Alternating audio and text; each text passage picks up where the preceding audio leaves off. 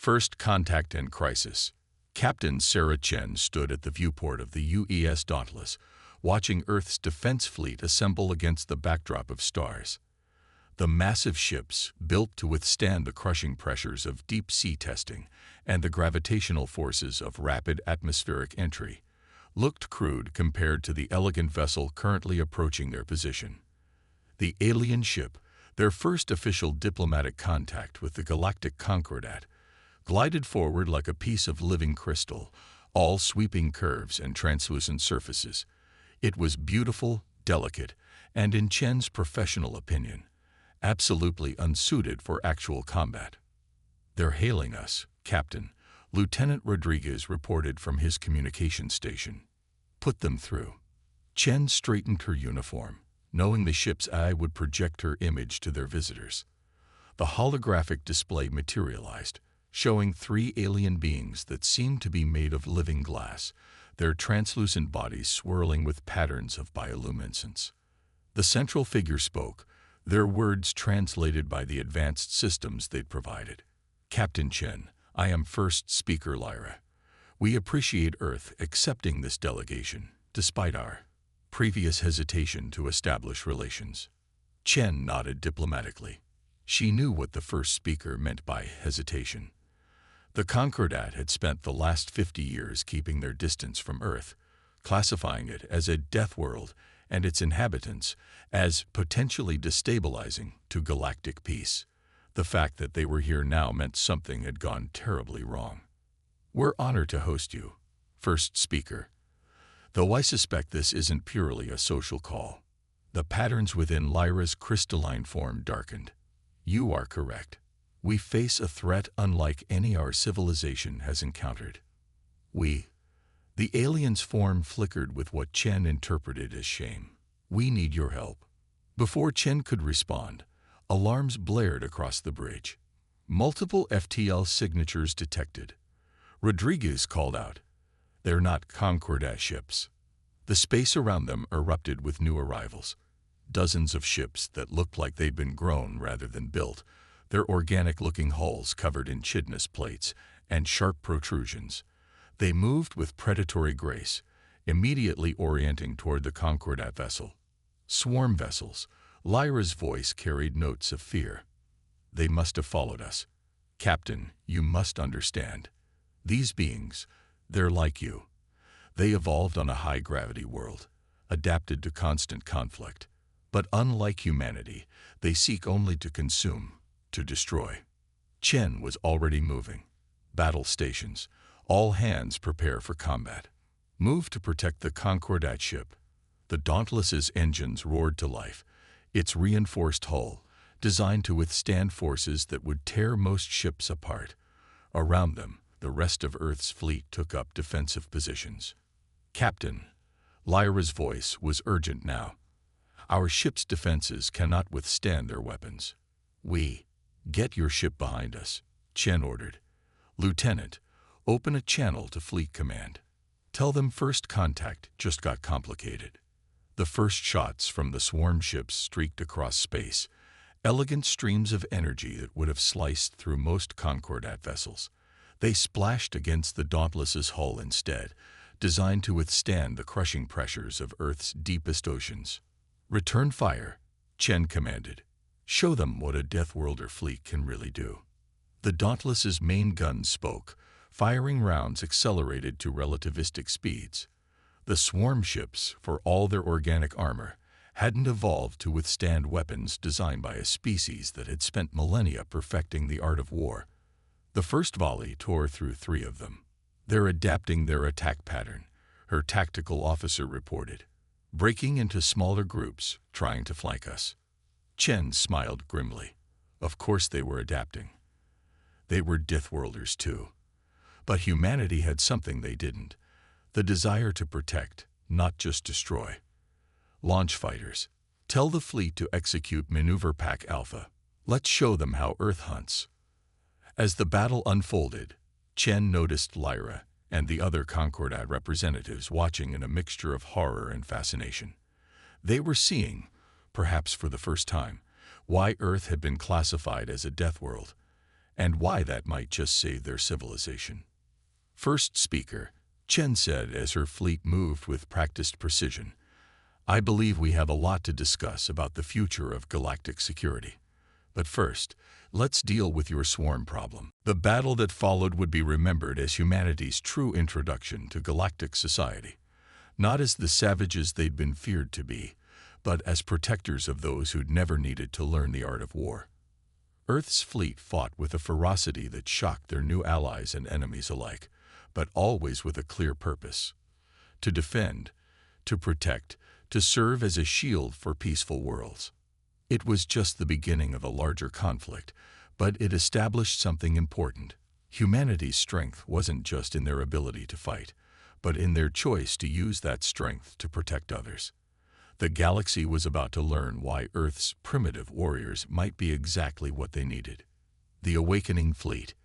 The orbital shipyards above Earth hummed with unprecedented activity.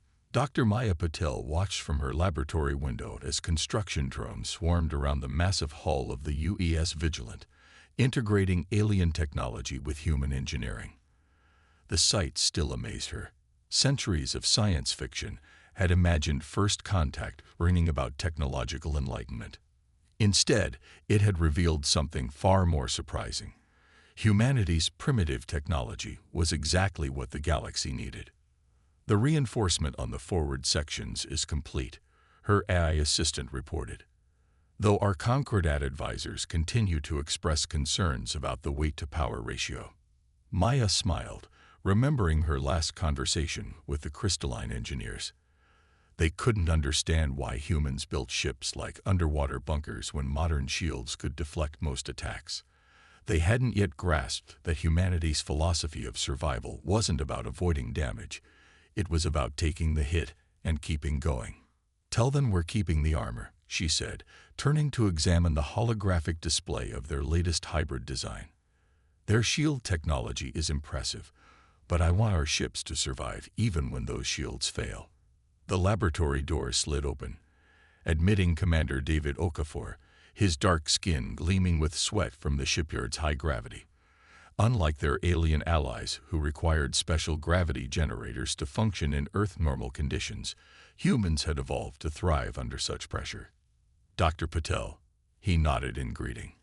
"How's our new bird coming along?" Maya gestured to the schematics. "We've successfully integrated their FTL drive with our hull design. The Concordat engineers said it couldn't be done. They thought the stress would tear the ship apart. But they didn't account for how we built our ships to handle atmospheric re-entry." "That's been the story of this whole project, hasn't it?" David chuckled.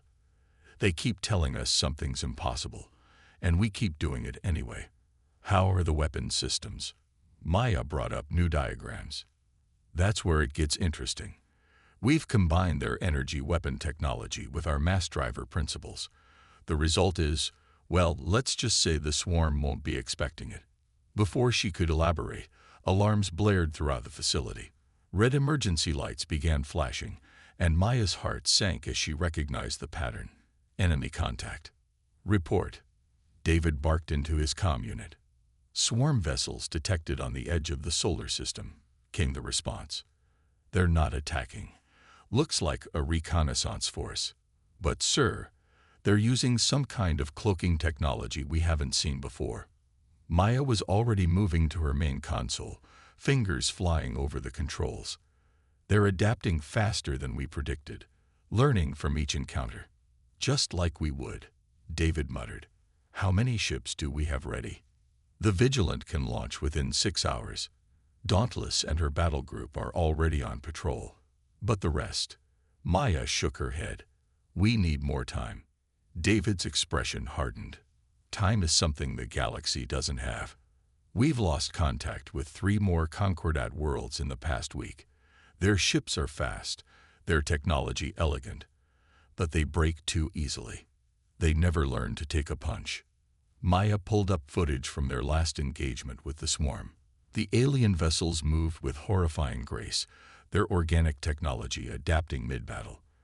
But there was something else, something in their attack patterns. "Look at this," she said, highlighting a sequence. "They're not just attacking randomly. They're learning, yes, but they're also testing. Each attack probes a different weakness, explores a different strategy. They think like we do. Makes sense, David replied. They evolved on a death world too. The difference is, they never developed past the predator stage. Never learned to protect, only to hunt. Maya stood, walking to the window again. The Vigilant's hull gleamed in Earth's sunlight, a perfect fusion of human resilience and alien advancement. Maybe that's their weakness. They don't understand why we fight, why we build our ships to take damage instead of avoid it, why we prioritize protecting others over efficiency. Because we learned something they never did, David said softly. On Earth, the strongest species weren't just the ones that could fight. They were the ones that learned to work together, to protect their own. New alarms began sounding. The swarm scouts were moving closer. Maya watched as Earth's defense platforms activated, their powerful sensors designed to pierce any cloaking technology. Humanity had spent millennia preparing for threats they couldn't see. Launch all available ships, came the order over the facility's speakers. All personnel to battle stations. This is not a drill. Maya turned to David, her expression determined. The Vigilant isn't fully tested. No time like the present, he replied with a grim smile. Better an imperfect shield than no shield at all. As they rushed to their stations, Maya thought about the Concordat worlds they were fighting to protect. Peaceful species that had never needed to develop the strength that Earth's harsh conditions had forced upon humanity. They had dismissed humans as primitives, as savages, until they faced predators like themselves. Now, watching Earth's fleet move to intercept the swarm scouts, Maya understood something profound. Humanity's greatest strength wasn't their ability to survive Earth's harsh conditions, but their choice to use that strength to protect others. They had evolved as predators, but chosen to become guardians. The Vigilant's engines ignited, its untested hybrid systems humming with power. Humanity's first true starship, built not for exploration or commerce, but to stand between peaceful worlds and those who would destroy them. The awakening fleet was about to show the galaxy why Earth's children made the perfect protectors. Trial by fire. Lieutenant Marcus Jean gripped his tactical console aboard the UES Vigilant as the ship dropped out of FTL drive near the Concordat colony world of Haven. The pristine blue-green planet below would have been beautiful if not for the dark shapes of swarm vessels hanging in orbit like vultures over prey. Multiple hostile contacts, he reported, his training keeping his voice steady despite the adrenaline coursing through his veins. Counting 20. No, 30 swarm ships. They're already launching boarding pods toward the surface. Captain Elena Rodriguez stood from her command chair, her expression hard as granite. The Vigilant's first real combat test had come sooner than anyone had hoped, but there was no time for hesitation. Haven's population of peaceful, floating gasbag-like beings had no natural defenses against the swarm's ground forces. Status of the evacuation, she demanded. Concordat ships are trying to load civilians, but they're being picked off one by one, Marcus answered. Their shields can't handle sustained fire from the swarm's bioweapons. Elena's jaw tightened. Deploy defense screen. All hands, battle stations. Contact the Dauntless Battle Group. Tell Captain Chen we're going to need that distraction, she promised. The Vigilant's newly integrated hybrid systems hummed to life, combining human durability with alien efficiency. Around them, the rest of Earth's strike force moved into attack formation. Not the elegant patterns preferred by Concordat fleets, but a looser, more adaptable arrangement that allowed for rapid tactical shifts. "Ma'am," Marcus called out. "Swarm vessels are breaking off their attack on the civilian ships. They're moving to engage us." "Good," Elena said grimly. "They recognize a real threat when they see one. Launch fighters and prepare main batteries. Let's show them why you don't corner something that evolved on a death world." The first volley from the swarm ships streaked across space. Biological weapons that secreted hull-eating acids, energy beams that could slice through standard shields. But the Vigilant's reinforced hull, designed to withstand the crushing pressures of Earth's deep oceans, held firm. "Return fire," Elena ordered. "All ships, execute battle plan Thunderstorm." Earth's fleet split apart, each ship moving in seemingly random patterns that would have looked like chaos to most spacefaring races. But there was purpose in the madness. Patterns learned from Earth's apex predators, from wolf packs and shark schools and ancient human hunters. The Vigilant's main guns roared to life, combining human mass driver technology with Concordat energy weapons. The hybrid rounds punched through swarm bio-armor like it was tissue paper, their shields useless against weapons they'd never encountered before. "Multiple hits confirmed," Marcus reported with grim satisfaction. "Their adaptive healing can't keep up with the damage rates." But the swarm wasn't finished. Their ships began moving in new patterns, mimicking Earth Fleet's tactics. They were learning, adapting in real time just as humanity had learned to do on their own Deathworld. "Hull breach on Deck 4. An engineer shouted over the comm. Damage control teams responding. Elena gripped her chair as the ship shuddered under another hit. "Status of the civilian evacuation. Concordat ships are almost clear," Marcus answered. "But the swarm is trying to cut off their escape vector." "Not on our watch," Elena growled. "All ships, form up on the Vigilant. We're going to give those evacuees a corridor of steel." The human fleet moved as one, creating a wall of heavily armored vessels between the swarm and the fleeing civilian ships. It was a tactic that would have been suicide for the more fragile Concordat vessels, but Earth's ships had been built to take punishment. "Multiple impacts," Marcus called out as the swarm concentrated their fire. "Shields at 40%, structural integrity holding at 85%. Elena allowed herself a small smile. The Concordat engineers had called them primitive for building ships with such unnecessarily thick armor. Now that primitive technology was all that stood between thousands of civilians and extinction. "Concordat ships clearing the gravity well," Marcus reported. "They're spooling up their FTL drives." "Now for the hard part," Elena said. "All ships, prepare for maneuver swift retreat. Let's show them how Earth's predators protect their own." The battle that followed would be studied in military academies across the galaxy for years to come. The human fleet fought with a combination of raw power and tactical flexibility that the swarm had never encountered before. When their ships took damage, they didn't break. They kept fighting, protecting the retreat until every last civilian vessel had escaped. Hours later, as the Vigilant limped back to Earth for repairs, Elena stood at the viewport watching her crew conduct emergency repairs. The ship's pristine hull was now scared and pitted, but she felt only pride. They had lost 3 ships in the battle, but they had saved over 10,000 civilians and destroyed 12 swarm vessels. "Message from Fleet Command," Marcus reported. "The Concordat High Council is requesting an emergency meeting. Apparently, they want to discuss expanding our defense agreement." Elena nodded, still watching her crew work. The galaxy was learning something important about humanity. They weren't just survivors of a death world. They were protectors forged in its fires. And they were just getting started. Evolution of war. Chief Science Officer Dr. Aisha Rahman stood in the captured swarm vessel's laboratory, her containment suit protecting her from the ship's alien atmosphere. Around her, research teams carefully collected samples from abandoned experiments, each movement precise despite their bulky protective gear. "Look at this genetic structure," she called to her assistant, Tom Chen. The holographic display showed complex molecular chains that seemed to writhe and shift even as they watched. "Their DNA, if we can call it that, it's almost as adaptive as ours." "Makes sense," Tom replied, carefully storing another sample. "They evolved on a death world too, had to adapt or die, just like our ancestors." Aisha nodded, but her attention was caught by another display.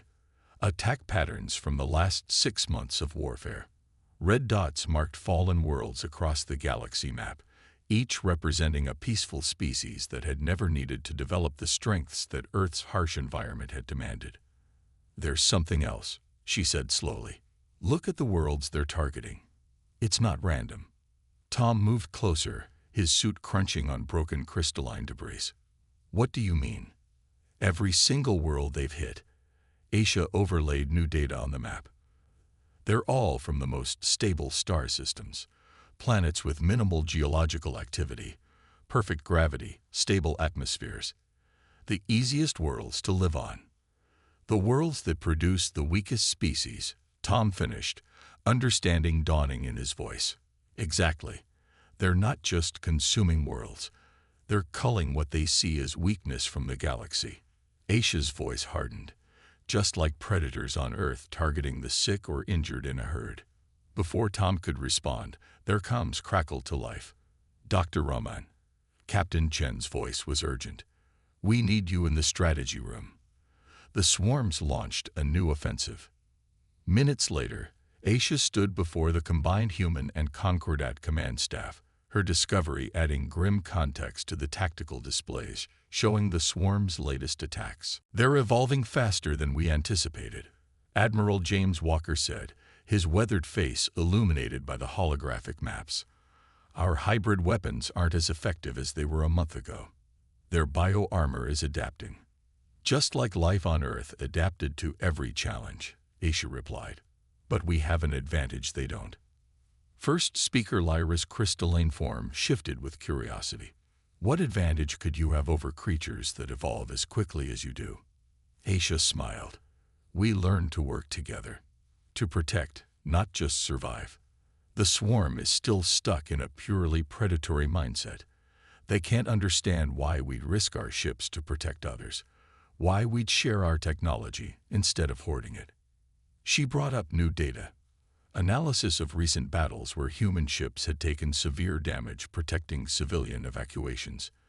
Every time we sacrifice ourselves to protect others, it confuses them. Their tactical algorithms can't process behavior that prioritizes others' survival over our own. Admiral Walker leaned forward. Can we use that? We already are, Captain Chen interjected. Look at their attack patterns in the last battle. They committed too many ships trying to break our defensive line around those refugee vessels. They thought we'd break formation to save ourselves. Because that's what they would do, Tom added. They never learned that true strength comes from protecting others. Aisha brought up a new simulation. I have a proposal. We've been fighting them like we fought Earth's predators, defending territory, protecting the weak.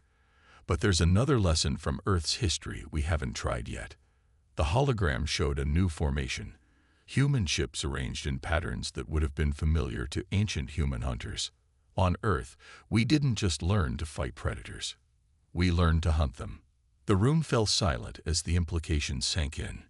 Humanity had spent thousands of years perfecting the art of hunting dangerous prey. Now it was time to turn those skills against the galaxy's greatest predator. The swarm thinks they're the hunters, Admiral Walker said slowly. Time to show them what real hunters can do. The strategy that emerged from that meeting would change the course of the war. Human ships began operating in small, coordinated packs, using centuries of knowledge about predator behavior to predict and counter the swarm's movements. They laid traps, created false vulnerabilities, and used the swarm's own predatory instincts against them. Most importantly, they taught their Concordat allies not just how to fight, but how to think like Earth's hunters. Species that had never needed to develop combat skills began learning from humanity's long history of warfare, not to become predators themselves, but to protect their worlds from those who would destroy them. Weeks later, Aisha stood in her lab aboard the UES Dauntless, watching as another swarm ship fell into their latest trap. The enemy vessel had taken the bait, an apparently damaged Concordat ship struggling to protect a civilian transport. But instead of easy prey, they had found themselves surrounded by human vessels lying in wait. They're adapting to our tactics, Tom noted, watching the battle unfold. Of course they are, Aisha replied. But that's the final lesson from Earth. It's not enough to be strong, or smart, or adaptable. You have to be all of those things while working together, protecting each other. That's how our ancestors survived Earth's countless dangers. That's how we'll win this war. The galaxy was learning what Earth had discovered eons ago, that the ultimate evolution wasn't becoming the perfect predator, but learning to turn predatory strength toward protection. Humanity hadn't just survived their death world. They had transcended it, and now they would teach others to do the same. Guardians of Peace. The command center of Concordat Station Alpha hummed with activity as representatives from a dozen species gathered around the holographic display. Admiral Sarah Chen, now commander of the Combined Defense Fleet, stood at its center, watching as red markers showing swarm fleet movements converged on a single point. "They're massing for a major offensive," she said, her voice carrying the weight of 6 months of continuous warfare. "Our intelligence suggests they're targeting the Concordat's primary refugee hub at Sanctuary Station." First Speaker Lyra's crystalline form pulsed with concern. Over 3 million displaced civilians are sheltering there. Species from every world the swarm has consumed, which is exactly why they're targeting it. Dr. Maya Patel added from her position at the science station. "They're not just trying to destroy bodies anymore. They're trying to break spirits." Chen nodded grimly. The swarm had evolved beyond simple predation.